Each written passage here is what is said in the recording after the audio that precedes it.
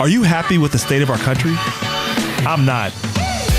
I'm Rob Richardson, engineer, political activist, and advocate for change. I've spent the last 2 decades fighting for the average person.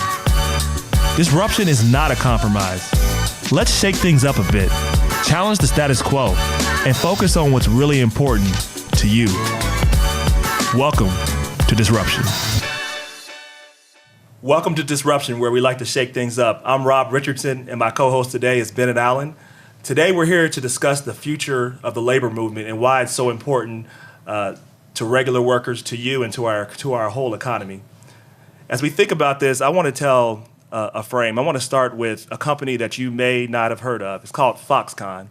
It's a company that produces iPhones, that produces iPads. They actually manufacture the product. It's not based here in the United States, it's based in China. And they have hundreds and thousands of workers that work there in China for very low wages and in very difficult conditions. It came to light a few years back that the conditions were so bad that the workers there actually began to commit suicide in large numbers, literally jumping from high balconies and plunging to their deaths, so they wouldn't have to work in the conditions that they were in. For Americans, it's very hard to believe. It's very hard to really put our hands around, but that happens all across the world. And it shows a prime example of why we need a labor movement.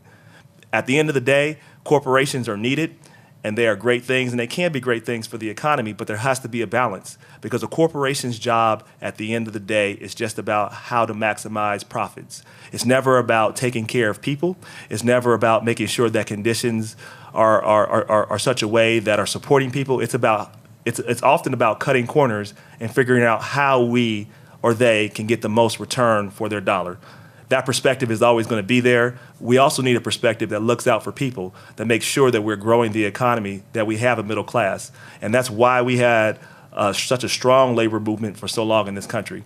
Conditions weren't always the way that they were in this country, and that's why often I believe people take labor for granted. They say, why do we need labor? Why do we need it? You know, things used to be hard back then, but it's not now. We have these protections, so now we no longer need unions. Well, I'll say this, as long as people are greedy, you're going to need unions, and you're going to need a labor movement. But the labor movement is going to have to do more as well. So this is really about, it's not about growing the labor movement per se. It's about making sure more people have opportunities and having an independent arm from the corporate arm that can say, we want to fight for people. We want to fight for workers. That is why we had a labor movement. That's why we need a labor movement. And that's why we, as Americans, have to understand the history of the labor movement. But here's where we're at, and these are the facts. We look now, this is where we're at. We used to have 34% of our country, about 30 years ago, was unionized. It's down now to nearly 7%, and most of that is concentrated within the government. And what has this led to? This has led to a constant shrinking of the middle class, where folks are finding it harder and harder and harder to make a living. It used to be that you can support your family on one income. That no longer happens anymore. The reason why we've seen a lot of gains go backwards, and the reason why the middle class has not grown the way it should is because I believe that the labor movement has not been strong, and it's been eroded. And it's been eroded because some people have believed the lies. They believe that when jobs were in the East Coast and it was a strong union state, then in order to get better jobs, you have to go to places where it was weak in the South. But of course, eventually, there were too many labor laws and protections there, so then some corporations said, let's move to Mexico where there are no laws, or let's move to China where there's even less regulation. And then it becomes a race to the bottom. And who loses? 99% of us lose, the workers, the people that need the jobs. And we benefit the few. But there's not enough people making good livings and good jobs, and eventually that affects the entire economy. So this is why it's important to have a perspective from labor and to have a labor movement. But I want to talk more really about to my man Bennett Allen, who is also a labor attorney. What's your perspective on not only why we've gone backwards? Clearly, there's no other way to say it in terms of where we are with labor, and how do we move forward?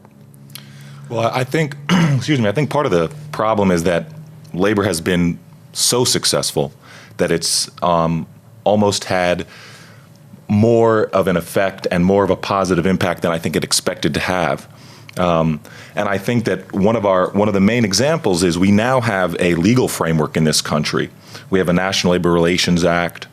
We have an Occupational Safety and Health Act.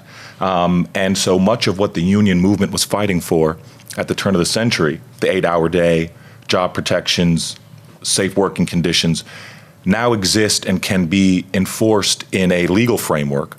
But I think what's ended up happening is that people have used that, companies have used that to argue that unions are no longer relevant. Right. And I don't think we could be, that could be further from the truth. But I think that if we're talking about what labor can do moving forward, I think that labor needs to find a way to make itself appear relevant again, or to make people recognize why it has remained relevant, notwithstanding the creation of these other legal frameworks. You can't go to your National Labor Relations Board office and get the kind of attention that you're going to get from your shop steward. Right. Okay? You can't walk in and file an OSHA complaint and expect somebody to be on that job site right away. And we've got people, after OSHA was passed, the daily deaths on jobs went from 80-something down to 30-something, I believe, in a pretty quick time period. But we still have those problems. And so I think what labor needs to do is I think labor needs to remind people and continue to try to spend time and money, resources, running public relations campaigns to make sure that people realize that labor does remain relevant. No, I completely agree with that. So labor, and to really articulate a little bit about what you just said, labor also has to innovate and really know and really apply methods that are effective right now. Blowing up rats are not going to work anymore, right? Let's put the rats away. Stuff doesn't work. No one cares. No one cares at all about the rats. It's funny you mention that, because I was working with an electrical workers union out in New Jersey, and there's a great business manager out there, Buzz Dressel, and he said almost exactly that nobody really cares about rats anymore, and that lobbying is the new picket sign. Yep. That's the new method that he thought unions needed to really shift towards, was giving money to political campaigns. And now, I suppose after Citizens United, there is more of an opportunity for unions. But we all know that as between unions and corporations have significantly more money to put in to campaigns, and we've seen that recently. True. But one of my favorite statements is, as a labor movement, we're not poor; we're just poorly organized sometimes. And so, as we look at how we spend our dollars, how we hold people accountable, how we actually organize is really going to matter. We have to really embrace digital technology, digital targeting. We have to move with the times, and then make sure that we are relevant to communities that we live in. We often have old models that we apply across the board as if they're going to work in the 21st century. We apply the same tactics from the 1920s. I believe the reason why the labor movement was so effective from about the 20s to the 60s, there were many reasons, but we had none of these laws. Think about it. Corporations actually had more power then. What I think we've done is we've become complacent too. You've said that we've had so much success. I agree. When you look at what's happened across this country, and you've seen, we thought that when all these governors across the country, like Governor Walker, Governor Kasich at one time, and all these governors after 2010 were elected, their number one goal was to dismantle labor. And we thought that would be an awakening moment. And what happened? Labor woke up for a second. They reacted. And then I think we went back to sleep. It's like there's no ongoing initiatives that are really engaging new people, bringing them in, and really making them understand the direct value of labor. Well, and I think you sort of raised 2 points there. One, if labor was irrelevant, corporations wouldn't be spending as much time, money, and energy trying to destroy labor. And two, I don't think that we have joint apprenticeship training schools that are as active as they could be.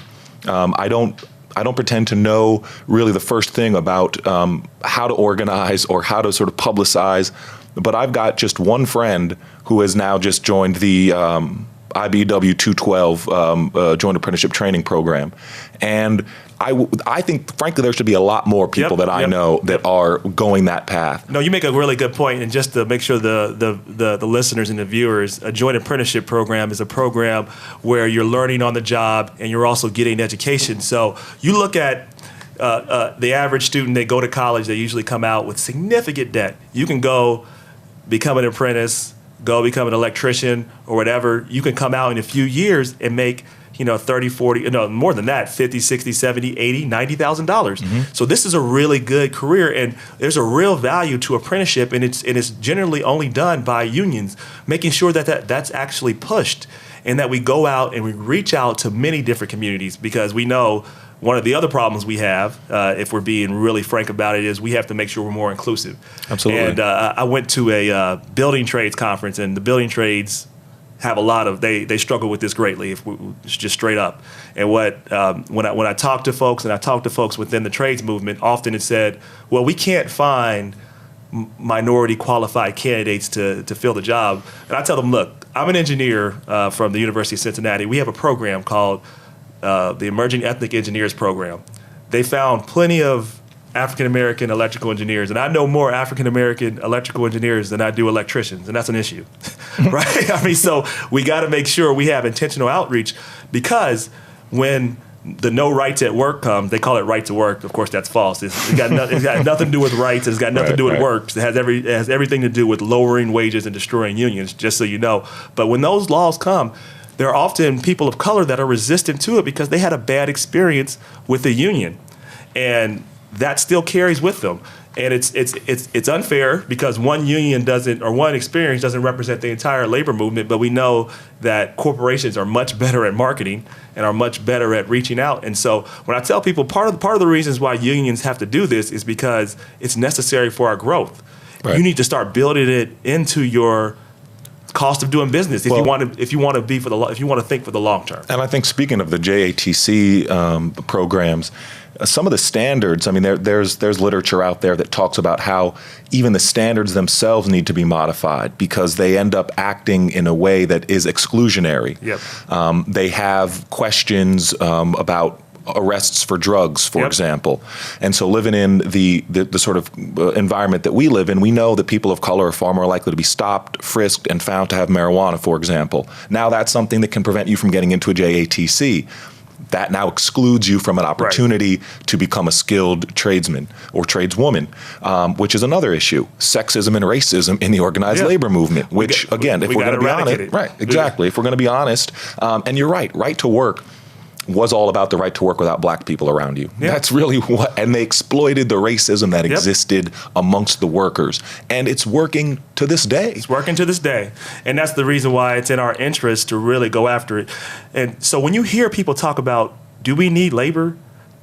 My response is, are you serious? Are you looking at what's going on across this country as wages go down and down and down, as there's more and more need for people to get hired, as there's less jobs here?